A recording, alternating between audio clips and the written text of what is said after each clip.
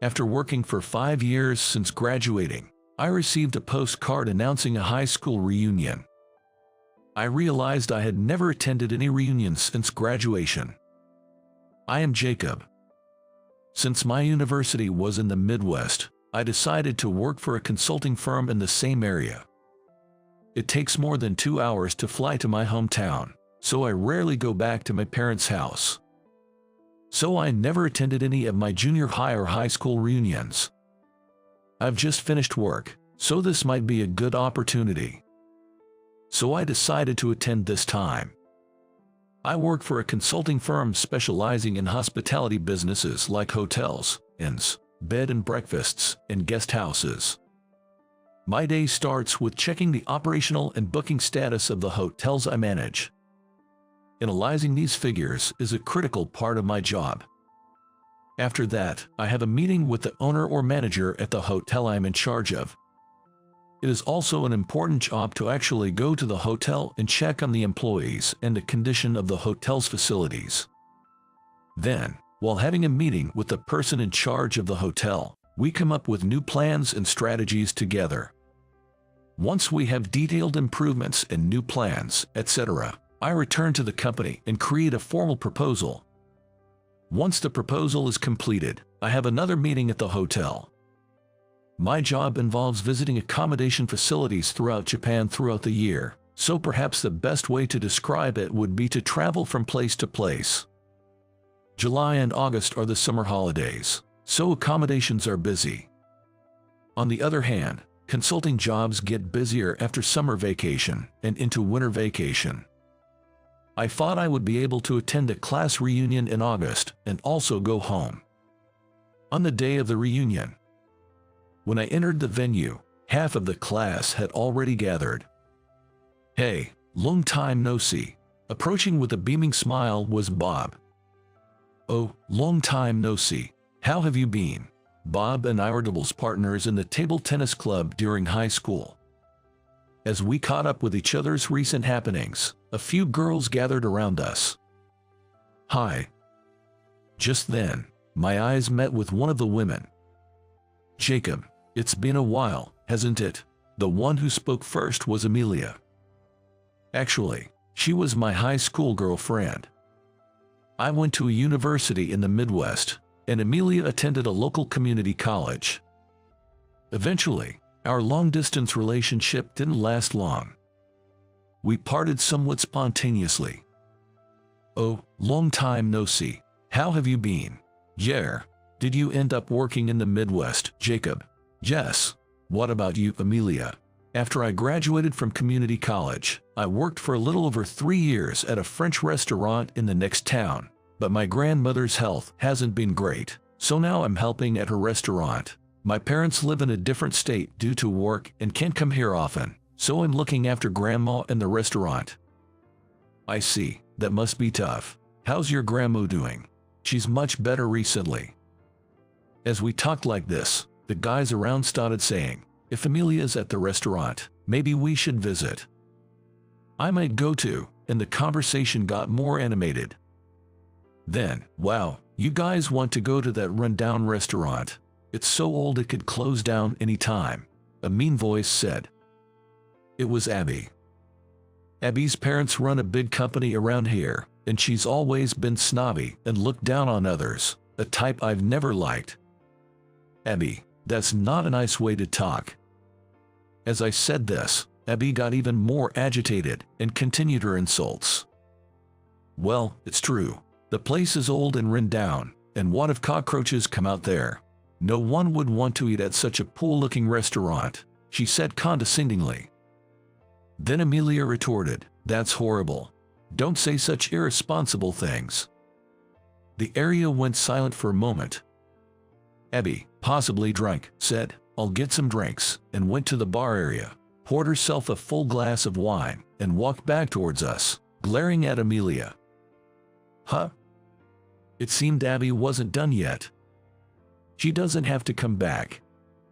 I was about to leave, when I tried to push her back by saying, "Amelia, let's move to the other table." Abby stumbled. "Oh no." I instinctively stepped in front of Amelia. Splash! The wine hit me right in the face. Ach! I stood there, drenched in wine, stunned. Amelia hurriedly offered her handkerchief, saying, "Oh no, Jacob, are you okay?" Abby, obviously drunk, laughed. "Look at Jacob covered in wine. Ha ha ha, that's what you get for getting in my way," and then staggered off towards another table. The girls were like, "What?" Abby just left without apologizing. Typical self-centered behavior. Amidst this, Amelia got a towel from the staff for me. I cleaned the wine off my face and hair in the restroom, and when I came out, Amelia rushed over to me. "Thanks for this. I really appreciate you getting the towel." She then apologized, looking guilty. "Jacob, you shielded me from getting splashed. I'm sorry." No, it's not your fault at all." I smiled, trying to reassure her. "You always worry too much, Amelia, just like old times," I said, and she looked surprised for a moment, then smiled at me with the same kindness she always had. As the party was wrapping up and we were heading to the exit, she caught up with me. "Jacob, my grandma's place is nearby. Your shirt got stained, so why don't you stop by?" "Oh, but I don't want to impose," I said, though I was actually curious about her grandma's restaurant. "It's better to get the stain out quickly." "Well, I'll stop by for a bit." So we headed to her restaurant together. Along the way, she apologized again. "I'm really sorry about this." "It's okay, you've apologized enough." I playfully tapped her on the head and laughed, and she laughed along. "Our shop is called Taylor," she said, pointing to a rather old building. "It looks pretty spacious." "Yeah, there are 6 private rooms for parties on the 2nd floor. It's fairly large." The restaurant was much bigger than I had imagined. When I entered the store, there were no customers and it was empty. Her grandmother is preparing food in the back. "Grandma, this is Jacob, a high school classmate." "Good evening, I'm Jacob. Sorry to bother." "Welcome, you were at the reunion together today." Her grandmother had the elegant and calm demeanor of a traditional woman. "Grandma, Jacob's shirt got stained with wine." "Oh dear, we need to treat that quickly. Jacob, can I take your shirt?" I took off my shirt and handed it to her. "Amelia, remember this too. Mix liquid oxygen bleach with baking soda powder and knead well. Once it turns into a paste, apply it to the stain with a toothbrush and tap it gently, making sure not to scrub. Then, pour a solution of citric acid dissolved in water over the stain. Finally, rinse thoroughly with water and dry it with a hairdryer." She explained as she worked, and quickly removed the stain. It was amazing. Like a professional cleaner. As I stood there amazed, Amelia handed me the dry shirt, saying, "Grandma's amazing." In the end, Abby didn't apologize even once. Amelia frowned. That's typical Abby. Even at this age, some things never change. As we talked about the reunion, her grandmother brought out beer and omelet. I was surprised when I took a bite. It was incredibly delicious. This omelet is so fluffy and incredibly tasty. "Oh, I'm glad you think so. Feel free to eat as much as you want." Then, we were treated to stew and salmon grilled on magnolia leaves. Each dish was an absolute delicacy, flawlessly delicious. And not just tasty, but also elegantly presented. Excuse me for asking, but despite such exquisite dishes, it seems like you don't have many customers. Grandma nodded in agreement, and Amelia said, "You're right. Maybe we should advertise more on social media in this day and age." She then said seriously, "We're really struggling with the business. Even though the cost of vegetables and seafood has skyrocketed, Grandma absolutely refuses to raise prices, and we don't have many customers." "I see, but you don't want to lose this place. If I lived in this town, I'd visit every day or every week. It's that good." They both seemed pleased when I told them this. I was thinking about what I could do for this restaurant.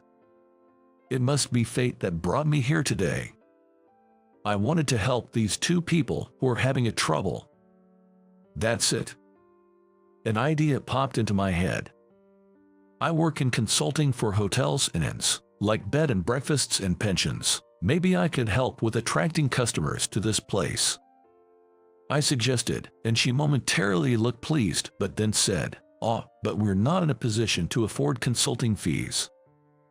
Grandma also looked sad. "Leave that to me. I'll find a sponsor." A sponsor? Yes. Partner with shopping malls or companies for sales or giveaway campaigns, including meal vouchers from this restaurant. Then ask customers who dine here to post on social media or food review sites and offer them coupons to turn them into repeat customers. What do you think of this idea? I don't fully understand, but it sounds like a great plan. Yes, I think so too. They both brightened up. If this plan works and we double our customer base, I'll come back to talk about a consulting contract. I promised to bring potential sponsors soon and left the restaurant. I immediately picked a few of my company's business partners and proposed the idea. I invited the managers from these partners, along with their families, to dine there. Amelia and her grandmother's cooking pleased everyone. Soon, we got an offer for a partnership from a shopping center affiliated with a hotel chain. They wanted to use meal vouchers from Taylor as prizes for a lottery during a winter sale. We then created a website for the restaurant. I kept the design simple and showed Amelia how to update it. We also set up official social media accounts and posted various menu items. Wow, our dishes look delicious in these photos, Grandma said, peering at the cell phone. Then, travel agencies and hotels in the same prefecture began to offer lunch vouchers for Taylor as an optional service for their guests. A few months later, I was back at Taylor for a meeting. To my surprise, the president of a national hotel chain, Thomas, was there to meet us. "Nice to meet you, I'm Thomas. I actually dined here recently with my sister. The food was even better than the rave reviews online." Grandma smiled as she listened to the president.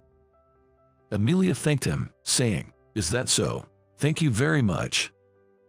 However, the aging of the building does concern me. Wouldn't it be nice to remodel it, keeping a classic atmosphere but adding a touch of an in?" Thomas suggested. Indeed, such a remodel could attract even more customers. But Amelia looked a bit sad. "Yes, that's true.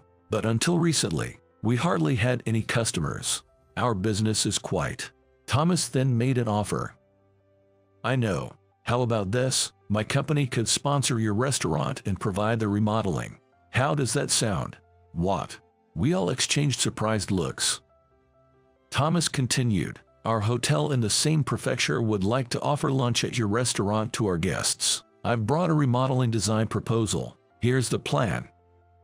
The design he showed was elegant, emphasizing the warmth of wood, fitting for a fine dining establishment. I couldn't help but exclaim, "This is wonderful. It perfectly matches a refined and delicate taste of Taylor's dishes." I then asked for Amelia and her grandmother's opinions. "I think this offer is beneficial for both the restaurant and its future customers. What do you two think?" Amelia answered first. "I can think of a more gracious offer, right, Grandma?" "Yes, but is it really okay to take advantage of such a wonderful offer?